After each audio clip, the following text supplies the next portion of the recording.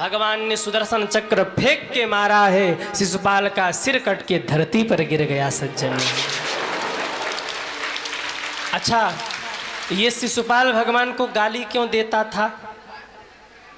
शिशुपाल का विवाह रुक्मिणी जी के साथ होना था। जैसे ही सुदर्शन चला, इतने वेग में भगवान ने फेंका था कि भगवान की उंगली थोड़ी सी छिल गई। आगे रक्षाबंधन है और एक कथा इससे भी रक्षाबंधन की जुड़ी है, आप ध्यान से सुनिए। जैसे ही भगवान की उंगली छिली ना, भगवान के हाथ से रक्त बहने लगा। सारी रानियां व्याकुल हो गई, अरे वैद्य को बुलाओ, कोई मलहम पट्टी लाओ, कोई उपचार कराओ। ठाकुर जी के हाथ से रक्त बह रहा है। कोई जल लेने दौड़ी, कोई मलहम पट्टी लेने दौड़ी, कोई वैद्य को बुलाने दौड़ी, पर वहीं खड़ी थी द्रौपदी माँ, बर्दाश्त नहीं कर पाई इस बात को। मेरे भैया के हाथ से रक्त की धारा बह रही है, क्या करूं? मैया द्रौपदी ने उस दिन पचरंग साड़ी पहन रखी थी, अपने साड़ी की मोल नहीं किया माने, पचरंग साड़ी का छोर फाड़ करके कन्हैया के हाथों में बांध दिया है।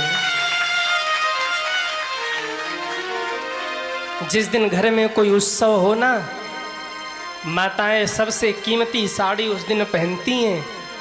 लेकिन द्रौपदी मैया ने जब देखा कि मेरे भैया कन्हैया के हाथ से रक्त की धारा बह रही है, बर्दाश्त नहीं कर पाई।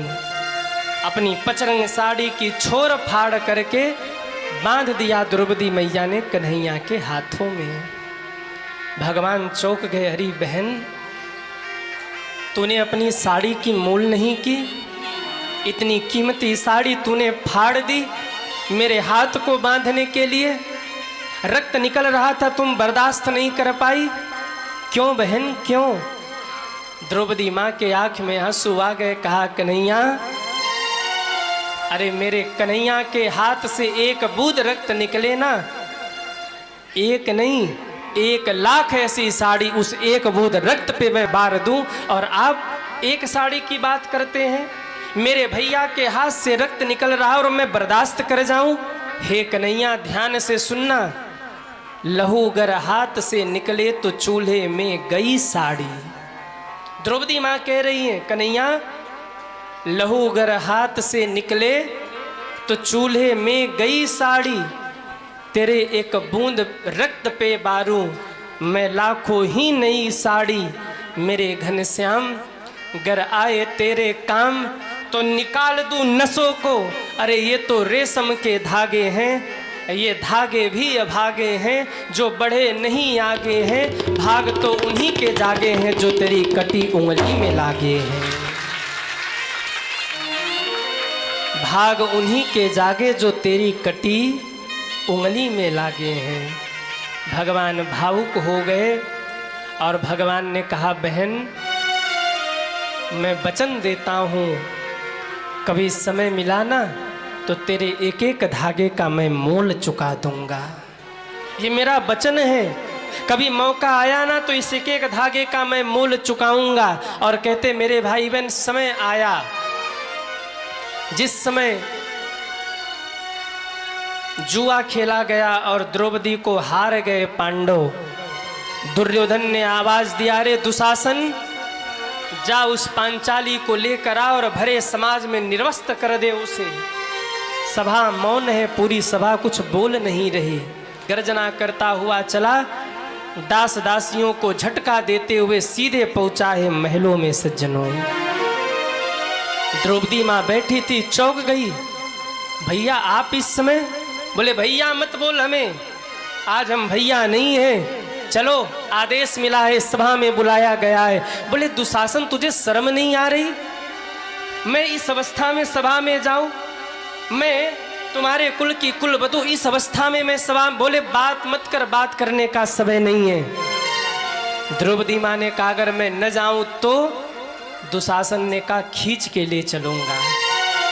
केस पकड़ा है और केस पकड़ करके कुत्तों की तरह घसीटते हुए द्रौपदी माँ को लेकर सभा में पहुंचा दुशासन। रोती हुई, बिलखती हुई द्रौपदी माँ सभा में पहुंची हैं। दुशासन ने ले जाकर सीढ़ियों पे पटक दिया द्रौपदी माँ को। द्रौपदी माँ रो पड़ी और सबसे पहले धृतराष्ट्र को देखा है। कहा, पिताश्री, आज आपके कुल की कुलवधू एक राजा को नहीं पुकार रही है, आज आपके कुल की कुलवधू अपने पिता को पुकार रही है। मेरी रक्षा करिए, अपने पुत्र को आदेश दीजिए कि ये कृत्य न करे। कहते हैं उस समय धृतराष्ट्र ने अपने सिर नीचे कर लिए। द्रौपदी माँ के आंखों से आंसुओं की धारा बह रही है। आप देख नहीं सकते तो क्या आप सुन भी नहीं सकते? कोई बात नहीं, अभी तो पितामह भीष्म है ना, पितामह भीष्म मेरी रक्षा करेंगे। झोली फैलाकर पितामह भीष्म की ओर कातर निगाहों से देखती हैं द्रौपदी माँ और कहती हैं, पितामह, मेरे साथ दुर्व्यवहार हो रहा है, मेरी रक्षा करिए, मेरे वस्त्रों का हरण किया जा रहा है। पितामह भीष्म के आंख में आंसू आए, सिर नीचे करके बोले, बेटी, मैं कुछ नहीं कर सकता अभी। द्रोणाचार्य की ओर देखा, गुरुदेव, आप तो गुरु हैं ना, आदेश करिए इस दुष्ट दुशासन को, मेरे वस्त्रों का हरण करने के लिए मुझे खींच करके लाया है। द्रोणाचार्य ने भी सिर नीचे कर लिया, कुछ नहीं बोले। कृपाचार्य की ओर देखा, वो भी नहीं बोले। कहते जिस समय वो अपने रक्षा की भीख मांग रही थी ना, महात्मा विदुर को देखा नहीं गया। उठकर सभा में खड़े हुए और आंख में आंसू लेकर बोले, मुझे तो लगता है इस सभा में केवल महाराज ही अंधे नहीं है, सभा में जितने लोग बैठे सब के सब अंधे बैठे हैं। ये अंधों की सभा है जो एक स्त्री की रक्षा नहीं कर सकती। कहते हैं उन बेचारे विदुर जी की कौन सुनता, बैठ गए विदुर जी, किसी ने नहीं सुना। अब भी द्रौपदी माँ को लगता है मेरे 5 पति हैं, वो मेरी रक्षा करेंगे। जाकर अपने पतियों के चरणों में गिरी हैं द्रौपदी माँ। युधिष्ठिर को कहा, नाथ, मेरी रक्षा करिए, मेरी रक्षा करिए। युधिष्ठिर ने सिर नीचे कर लिया। द्रौपदी माँ समझ नहीं पा रही। भीम की ओर देखा, भीम, आज आपकी गदा को क्या हो गया, उठाइए गदा और युद्ध करिए इस दुष्ट दुशासन से, आप क्यों मौन हैं? कहते हैं भीम ने भी सिर नीचे कर लिया, नहीं बोले। अब अर्जुन पे आस गई।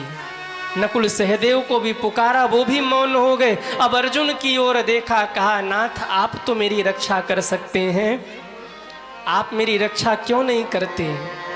हाँ, हे नाथ, आप तो मुझे जीत करके लाए थे, जीत के स्वयंवर में द्रौपदी को लाए पार्थ, काहे गईला जुआवा में हरि मोरे बिरना,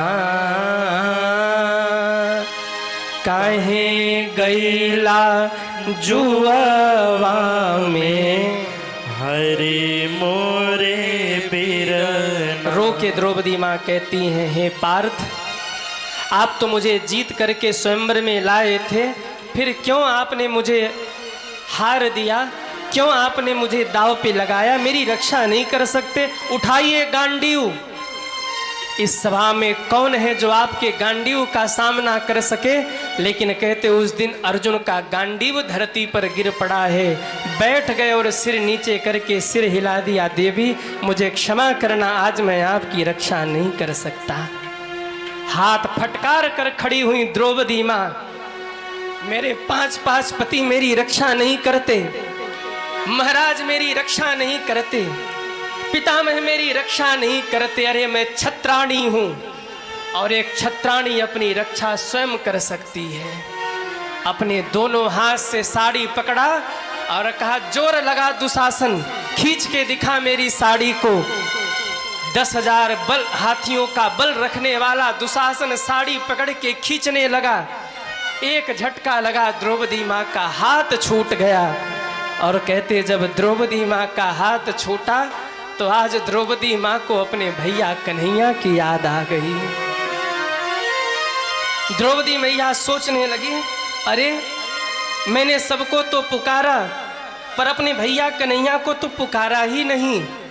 मैं रक्षा बांधती हूँ, राखी बांधती हूँ भैया के कलाई में, कब मेरी रक्षा करेंगे। कहते हैं एक हाथ से साड़ी को पकड़ा है और एक हाथ से ऊपर इशारा करके द्वारिका की ओर हाथ करके बोली, हे द्वारिकानाथ, आपके बहन के ऊपर संकट है, मेरी रक्षा करिए। मित के मिताई भला कम कब आई आज। रो करके द्रौपदी माँ कहती हैं, अरे कन्हैया, तू तो हमको सखी, तुम तो हमें सखी कहते थे ना, आज तुम्हारे इस सखी के ऊपर संकट है। मित के मिताई भला कम कब आई आज। बहिनी के लाज के बचाई मोरे बीरना। बहिनी के लाज के बचाई मोरे बीरना। द्रौपदी माँ कहती, आज आपके बहन के ऊपर संकट है। द्वारिका के नथ बाड़ा, नथ तू अनथ के हो। ढाइयावा सुन के पुकार मोरे बीरना। ढाइयावा सुन के पुकार मोरे बीरना। कहते हैं द्वारिकाधीश भोजन कर रहे थे। द्रौपदी माँ रोकर पुकार रही हैं, द्वारिकाधीश भोजन कर रहे, रुक्मणी माँ पंखा झल रही हैं।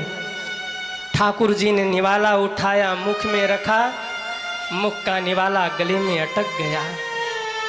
रुक्मणी माँ पूछने लगी, नाथ क्या भोजन अच्छा नहीं बना? बोले नहीं देवी, आज मेरा एक भक्त मुझे पुकार रहा है, आज मेरी बहन मुझे पुकार रही है, तो आप जाते क्यों नहीं?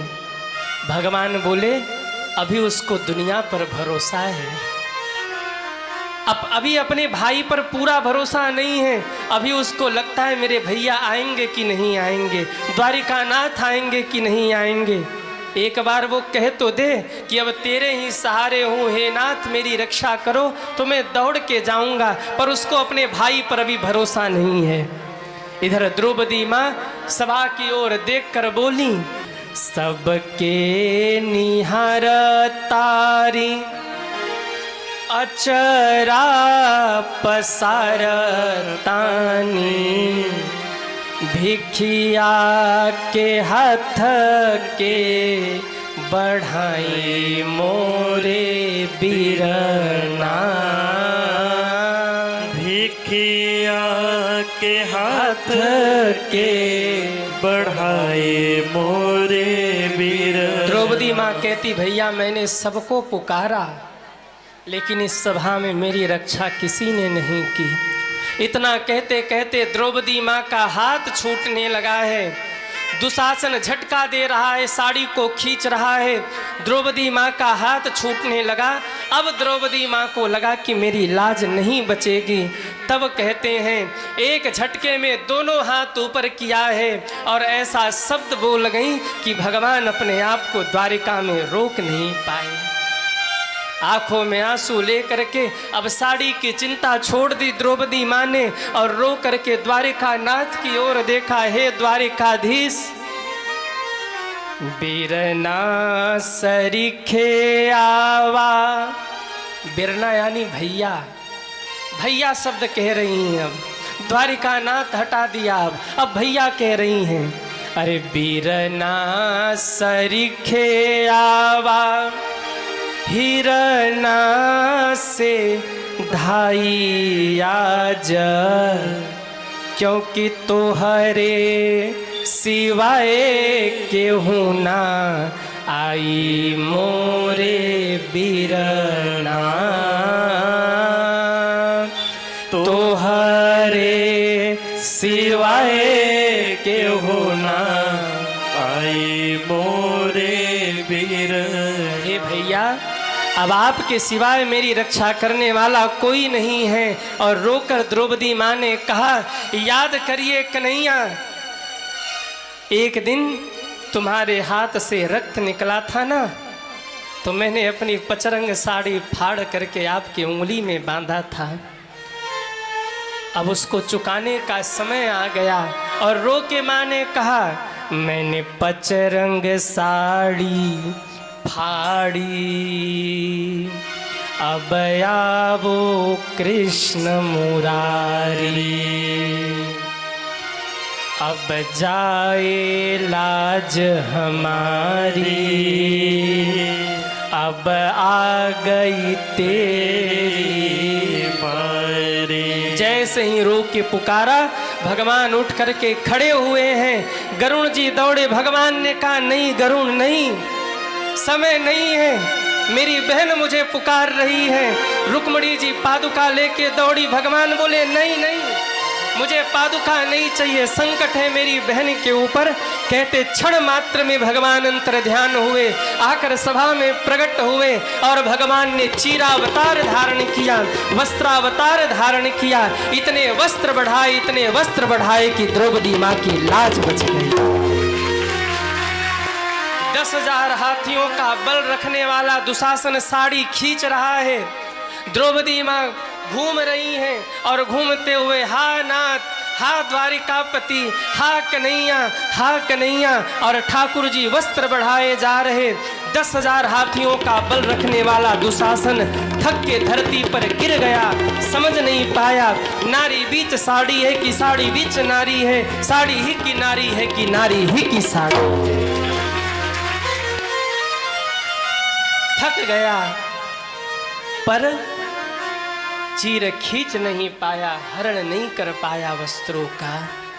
कहते हैं द्रौपदी माँ लाज बच गई, माँ की हाथ जोड़ करके कहा, हे नाथ, आज आप ना आए होते तो आज मेरी लाज चली गई होती। जुववा में हारी गई ले मती सबके मारी गईले, जुआवा में हारी गईले मती सबके मारी गईले। ये रचना पूज्य गुरु जी की है। पूज्य पिताजी अपनी कथाओं में गाते थे और उसके बाद पूज्य दीदी जी और हम लोग भी ये रचना गाते हैं। प्रथम कड़ी आप लोग साथ में गुनगुनाइए। द्रौपदी माँ कह रही, जुआवा में हारी गईले मती सबके मारी गईले, जुआवा में हारी गईले मती सबके मारी गईले। भाई आवाज सुन के पुकार मोरे बीरना, भाई आवाज सुन के पुकार मोरे बीरना, भाई आवाज सुन के पुकार मोरे बीरना, भाई आवाज सुन के पुकार मोरे बीरना। अरे द्रौपदी के लाज के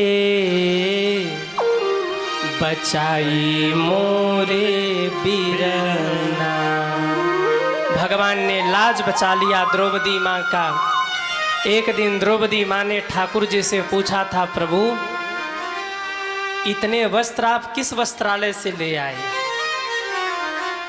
ये जो साड़ियों का पहाड़ लग गया किस वस्त्रालय से ले आए? भगवान ने कहा, बहन मेरा भक्तों से लेन देन लगा रहता है। बचपन में गोपियों के वस्त्र चुराए थे, बड़े होने के बाद तुम्हारे वस्त्र हमने बढ़ा दिए। और तू पूछती है ना कि कहाँ से इतने वस्त्र आए? बैंक में पैसा जमा होना बहन तो सूद ब्याज बढ़ता है, तुमने उस दिन मेरी उंगली पर जो वो साड़ी का किनारा छोर बांधा था ना, उसका सूत ब्याज बढ़ गया था। और बहन तू क्या सोचती है, मूलधन चुकाया है? अरे सूत ब्याज इतना बढ़ा था कि उसी में पहाड़ लग गया। अभी तक मैंने जो दिया वो तेरे दिए का सूत ब्याज था। मूलधन तो मेरे पास अब भी सुरक्षित है, कभी आवश्यकता लगे तो हमसे मांग लेना। मूलधन अब भी मेरे पास सुरक्षित है। द्रौपदी माँ ने ठाकुर जी के हाथ में रक्षा सूत्र बांधा और उंगली में एक साड़ी का छोर बांधा, और ठाकुर जी ने क्या किया, रक्षा कर लिया द्रौपदी माँ का। ये है रक्षाबंधन का पर्व सज्जनों। मैं एक बात निवेदन करूं, बड़े ध्यान से सुनना। एक बहन अपने आप को पति से भी अधिक कहीं अगर सुरक्षित महसूस करती है तो अपने भैया के पास सुरक्षित महसूस करती है। उसका भैया साथ हो ना तो उसको लगता अब उसको किसी की आवश्यकता नहीं है, दुनिया के सारे संकट आ जाए, पर भाई अगर ये कह दे कि बहन सब साथ छोड़ देंगे पर मैं हूँ तेरे साथ, तो बहन दुनिया के सारे संकटों से जूझ जाती है। पति से भी अगर कहीं अधिक किसी पे भरोसा एक बहन करती है तो अपने भाई पर करती है। भाई पर उसे बहुत विश्वास होता है। कदाचित भाई बहन हो, बड़ी बहन हो, छोटा भैया हो, और किसी कारण पिताजी की मृत्यु हो जाए, एक भाई पिता की तरह अपनी बहन की देखरेख करता है सज्जनों। पूरा शुरू से लेके अंत तक जब वो विवाह के योग्य हो जाती है ना, एक एक रस्म बड़े विधि विधान के साथ निभाता है, ताकि कभी मेरी बहन को ये न लगे कि पिताजी नहीं थे तो भैया ने सब कुछ ठीक से नहीं किया। एक पिता की भूमिका में भाई रहता है। और सज्जनों कदाचित माँ न रहे, पिताजी हो, बच्चे हो घर में ना, और महाराज छोटा भाई हो, बड़ी बहन हो, तो जैसे एक माँ अपने बच्चे की रखवाली करती है, ऐसी बड़ी बहन अपने छोटे भैया की रखवाली करती है। वो कितने भी लड़ ले झगड़ ले, पर भाई बहन से मधुर रिश्ता दुनिया का और रिश्ता नहीं होता। आप जरा अनुभव करो, कदाचित बहन भाई बहुत झगड़ते हैं, भाई बहन बचपन में बहुत झगड़ते हैं, लेकिन जिस दिन बहन का विवाह हो सब रोते हैं, भाई नहीं रोता, दौड़ दौड़ के काम निपटाता है। कोई चीज़ छूट न जाए, कोई चीज़ अगर छूट जाएगा ना तो ससुराल के लोग मेरी बहन को ताना देंगे, और ससुराल के लोग बहन को ताना दिए भाई बर्दाश्त नहीं कर सकता, दौड़ दौड़ के एक काम निपटाता है। कई बार स्थिति ऐसी होती है, बारात दरवाजे पर आ जाए, सुबह से लेकर शाम तक भाई दौड़ता रहता है, और जब जयमाल का समय आ जाए ना तब कोई जाके टोकता है, अरे कम से कम कपड़े तो बदल ले, बारात आ गई है। बोले नहीं, अगर किसी के स्वागत में कमी रह गई ना तो मेरी बहन की बदनामी होगी, ससुराल वाले जिंदगी भर मेरे बहन को ताना देंगे।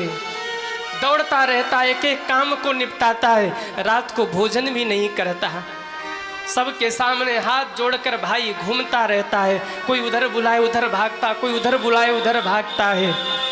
जब सुबह हो जाए, बहन के विदाई का समय आए, तब कोई जाके कहता है अरे चलो बहन को विदा करना है। वो भाई तब उसको ध्यान आता है कि विदाई का समय हो गया, बहन को पालकी में बिठाता है, फिर भी नहीं रोता, बहन के सामने नहीं रोता, कठोर कर लेता अपने आप को। पर जब बहन विदा होकर चली जाए तो उस कमरे में जाता है जिस कमरे में छोटे छोटे खिलौनों के लिए वो भाई अपने बहन से लड़ता था, झगड़ता था। तब एक एक खिलौनों को उठाता है, हृदय से लगाता है, तब उसको अपने बहन की याद आती है, बहन मैं तुमसे कितना लड़ता था, कितना झगड़ता था, गलती मेरी होती थी ना, फिर भी तू कहती थी चलो मेरी गलती भैया, तुम निर्दोष हो, मुझे बचा लेती थी। आज वो लड़ने झगड़ने वाली बहन चली गई, आज के बाद किससे लड़ूंगा, किससे झगड़ूंगा। फोन लगाता है बहन को और केवल इतना कहता है, दीदी क्यों छोड़ के चली गई? अब मेरा ध्यान कौन रखेगा? एकांत में जाकर वो चदरिया से मुख छुपाकर रोता है, कोई देख न पाए हमें। तब पूछता है, दीदी क्यों छोड़कर चली गई? बहन कहती, छोटे क्यों चिंता करता, कहाँ दूर हूँ, जब मन न करे ना आ जाना, मिल लेना। और जब पहली राखी आवे, बहन भैया को सबसे पहले फोन लगाती है, भैया 1 हफ्ते पहले आ जाना। मैं पिताजी से बोल नहीं सकती ना, तुम आ जाना, पिताजी से बात कर लेना, जीजाजी से बात कर लेना, और अब की थोड़ी जल्दी हमें ले चलना घर। क्यों? 1 साल पूरे नहीं हुए, ऐसे लग रहा था कि समय बीती नहीं रहा। अब आके राखी है ना, रक्षा बांधना है, थोड़ा जल्दी आ जाना, थोड़ा समय हम लोग साथ में रहेंगे, बहुत दिन हो गए तुझे, जल्दी आ जाना भैया। और कदाचित बहन रक्षाबंधन पे भाई के यहाँ न जा पाए। कोई गांव का व्यक्ति अगर वहाँ जा रहा हो आसपास, पोटली बांध देती है और पोटली बांध कर रक्षा सूत्र रखती है और कहती, जाओ मेरे भैया को दे देना, और कहना, दीदी ठीक है, वो तुम्हें याद कर रही है, ऐसा कहना उसे। ये भाई बहन का प्रेम होता है सज्जनों, ये भाई बहन का प्रेम होता है। भाई बहन से मधुर रिश्ता इस दुनिया का कोई दूसरा नहीं है, कितना कहा जाए। एक बहन जब भाई की कलाई में राखी बांधती है ना, तो भाई बहन की ओर देखता है और कहता है, बहन तुमने मेरी कलाई में रक्षा सूत्र बांधा है, मैं तुम्हें वचन देता हूँ, जब तक मेरे शरीर में आखिरी सांस है तब तक मैं तुम्हारी रक्षा करूँगा, तब तक मैं तुम्हारी रक्षा करूँगा। जहाँ तेरे आँख से आंसू गिरेंगे वहाँ तेरे भाई के रक्त का कतरा गिरेगा। कोई तेरे ऊपर अगर उंगली उठाएगा तो मुझसे बर्दाश्त नहीं होगा। और बहन जब तक तेरा भाई है तब तक तू पूर्ण रूप से सुरक्षित है, तू घबराना मत। बहन को सबसे ज़्यादा अभिमान अपने भाई के ऊपर होता है। सीता जी जब लंका गई ना, तो सीता जी का कोई अपना वहाँ नहीं था। रावण जब त्रास देता सीता जी को और सीता जी दुखी हो जाती ना, तो सोचती अब मैं क्या करूं। तब एक तिनका उठाती हैं सीता जी और याद करती हैं कि मैं धरती से प्रकट हुई, ये तिनका भी धरती से प्रकट हुआ, यानी ये तिनका मेरा भाई है। और जहाँ कोई मेरी रक्षा नहीं करेगा वहाँ ये तिनका मेरी रक्षा करेगा, मेरा भैया मेरी रक्षा करेगा। गोस्वामी जी ने लिखा है, तृण धरी ओट कहत बै देही। सीता जी बार बार रावण को डांटती, अरे दुष्ट, राम जी तेरी सुधी बाद में लेंगे, अगर तू मेरे ऊपर नजर भी उठा करके देखेगा ना, तो ये तिनका जो मेरा भाई है यही तेरे पूरे कुल का सर्वनाश कर देगा, तुझे कोई बचा नहीं सकता। एक बहन को अपने भाई के ऊपर इतना अभिमान होता है। आगे रक्षाबंधन है, मैं आप सभी को रक्षाबंधन की बहुत बहुत शुभकामना दूं। आप अपने भाई के हाथ में रक्षा बांधिए। भाइयों से भी निवेदन, अपने बहन से अपनी कलाई में रक्षा सूत्र बंधवाइए। और जितने भी भाई मुझे सुन रहे हैं, विशेष करके युवा भाई, मैं निवेदन करूं, रक्षा सूत्र इस बार अपनी बहन से अपनी कलाई में बंधवाइए और अपने बहन को वचन दीजिए, बहन हम तुम्हें वचन देते हैं, तुम ही नहीं संसार की जितनी बहनें हैं मैं सबकी रक्षा करूंगा और भारत को राम राज्य बना करके रहूंगा, भारत को विश्व गुरु बना के रहूंगा, भारत में राम राज्य की स्थापना करके रहूंगा, हर बहन की रक्षा करूंगा, केवल तुम्हारी ही नहीं हर बहन की मैं रक्षा करूंगा। और तब तक करता रहूंगा जब तक भारत में बेटियां सुरक्षित नहीं हो जाती। आप सभी को रक्षाबंधन की बहुत बहुत शुभकामनाएं।